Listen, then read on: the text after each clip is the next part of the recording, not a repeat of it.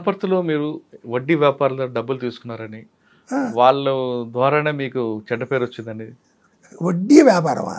అనపర్తి అక్కడ smuggling sir. Smuggling ఉంది, ఇది కూడా ఉంది. అది దొంగ నోట్లు ఉన్నాయి, దొంగ నోట్లు ఉంటాయి, మీరు చెప్తున్న వాచెస్, పెర్ఫ్యూమ్స్, బట్టలు అన్నీ అన్ని ఉంటాయి, స్మగ్లింగ్ అన్నీ అవుతుంది. ఉంటాయి, అన్నీ ఉంటాయి. గంజాయి ఉంది, ఇవి ఉన్నాయి, అన్నీ ఉంటాయి. నేను లేదని కాదు. రమణారెడ్డి అనే వ్యక్తి దగ్గర ఎక్కువగా రమణ? రమణారెడ్డి మీరు చెప్పే పర్సన్ కూడా నాకు తెలియదు. కదా, రమణారెడ్డి అనేది ఆయన ఎక్కువగా స్మగ్లింగ్ చేసేవాడు కదా. ఇద్దరు అన్నదమ్ములు వాళ్ళు. నాకు అంత డీటెయిల్గా తెలుస్తారు.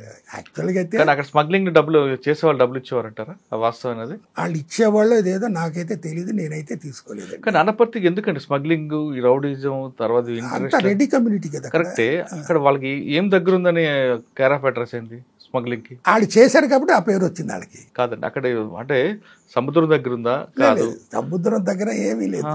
కానీ ఎక్కడ అది రాజమండ్రి పక్కన ఉమ్, అనపర్తి, అవును in between Rajahmundry to Kakinada మధ్యలో. అవును. కానీ దానికి ఏ దగ్గర లేకపోయినా రెడ్డి వాళ్ళు అనేది ఆ ఊళ్ళో స్థిరంగా ఉన్నవాళ్ళు కాబట్టి, రైట్ ఫ్రమ్ ది బిగినింగ్ నుంచి చేశారు కాబట్టి అక్కడికి వాళ్ళకి ఆ పేరు వాళ్ళు తెచ్చుకున్నారు. కానీ ఎవరు అంటగట్టింది కదగా. లేదా? కానీ వాళ్ళు అక్కడ నుండి చుట్టుపక్కల శ్రీకాకుళం, ఇటు విజయవాడ వరకు వచ్చేవారు. వాళ్ళు చేసే వ్యాపారం ఏంటంటే ఈ స్టీల్ ఇవి ఉంటే అవి ఇచ్చేసి వాళ్ళ దగ్గరికి వెళ్ళి డబ్బులు కలెక్ట్ చేసుకుని వస్తారు, ఆ వ్యాపారం చేస్తారు. కానీ స్మగ్లింగ్ వ్యాపారం అనేది వాళ్ళకి వచ్చిన ఎంతకాలం చేస్తారు సార్ స్మగ్లింగ్? వేరు పడిన తర్వాత మానిపోతుంది. అట్లానే జరిగింది అక్కడ.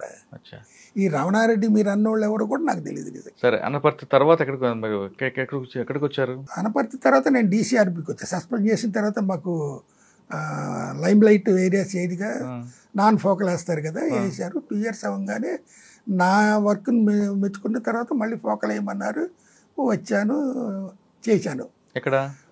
అవినిగడ్డ చేశాను, తర్వాత తర్వాత మండపేట చేశాను, ఇది చేశాను సార్. కాకపోతే మా దౌర్భాగ్యం ఏంటంటే ఇప్పుడు 6 years దాటిన తర్వాత 10 years లోపల ప్రమోషన్ ఇస్తున్నారు. మేము 15 సంవత్సరాలు 13 సంవత్సరాలు చేసిన దాకా మాకు ప్రమోషన్ రాలేదు అని అంటే, ఈ సిస్టంలో కూడా చాలా రేంజ్ వైడ్ ప్రమోషన్స్ అని ఇవన్నీ స్టాగ్నేట్ అయ్యి. ఎప్పుడు వచ్చిందండి డిఎస్పీగా ప్రమోషన్ మీకు? 2005లో వచ్చింది.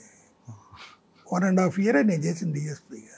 అయ్యో, అట్లా అంటే డిఎస్పీకి వచ్చిన తర్వాత సిఐడికి వచ్చారా? సిఐడిలో రిటైర్ అయ్యారు.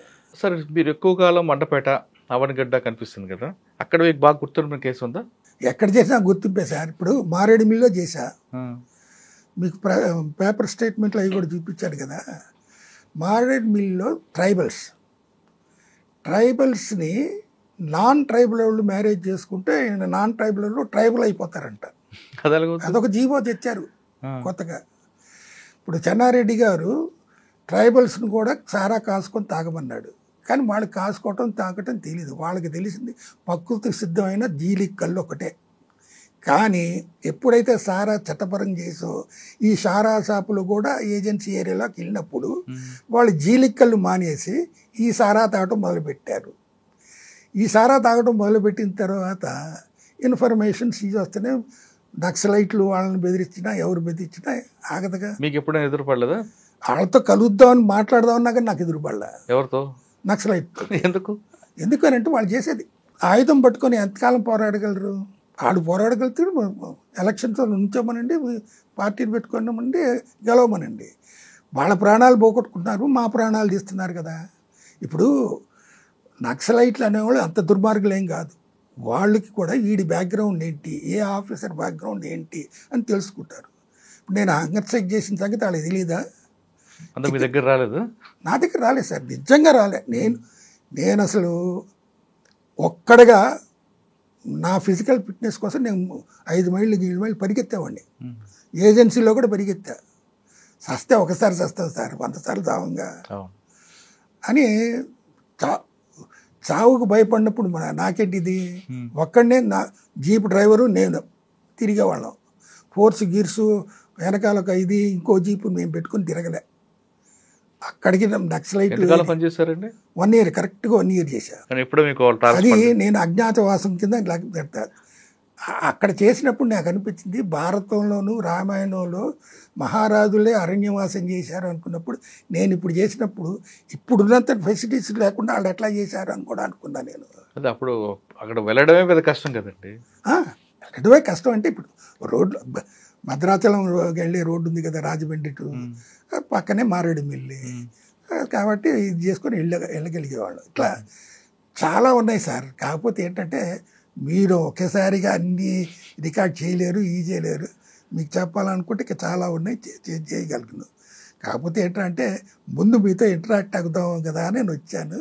మీరేమో కొంత రికార్డ్ చేసుకున్నారు, చేసుకోండి.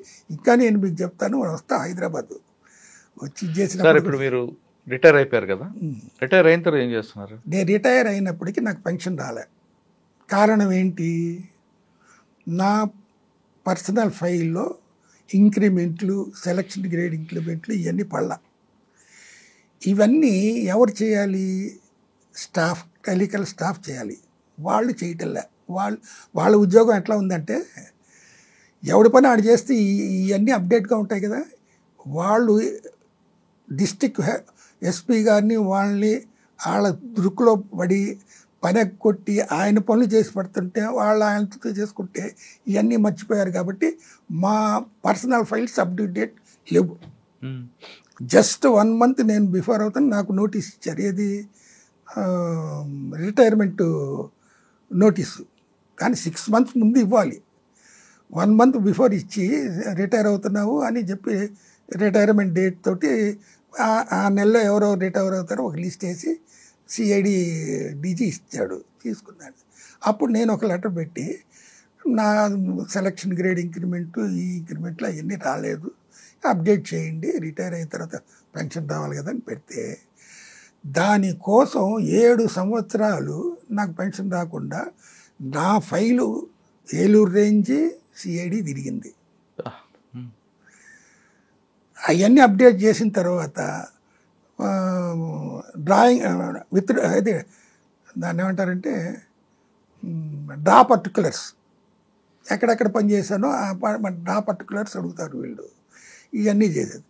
అవన్నీ చేయటానికి 12 సంవత్సరాలు బట్టి చేసిన తర్వాత నా పెన్షన్ ఎప్పుడు వచ్చింది? నేను 2006లో రిటైర్ అయితే 2018లో నా పెన్షన్ వచ్చింది. 2006 అంటే 2006 నుంచి 2018 వరకు ఇదే తతంగం. మొత్తం బ్యాలెన్స్ ఎంత ఇచ్చారా? ఇచ్చారు. ఒకసారిగా వచ్చింది నాకు. అప్పుడు అంటే డిలే అయింది. మరి నేను బతకాలి కాబట్టి నేను విజిలెన్స్ ఆఫీసర్గా ముత్తూట్ ఫైనాన్స్ కంపెనీలో చేశాను. ఆ company Vijayawada region up to Tirupati చేశాను. ఇప్పుడు ఇదెందుకు రానంటే మా కాలంలో ఈ కంపెనీలు ఏమీ లేవు కాబట్టి మేము పోలీస్ రికవరీ చేసుకోవాలంటే ఈ బులియన్ మార్కెట్ మర్చెంట్స్ అసోసియేషన్ వాళ్ళతో పోట్లాడి వాడు 10 కాసులు చెప్తే ఆడు 5 కాసులు ఇస్తాడు. ఇట్లా అదొక పెద్ద తతంగం.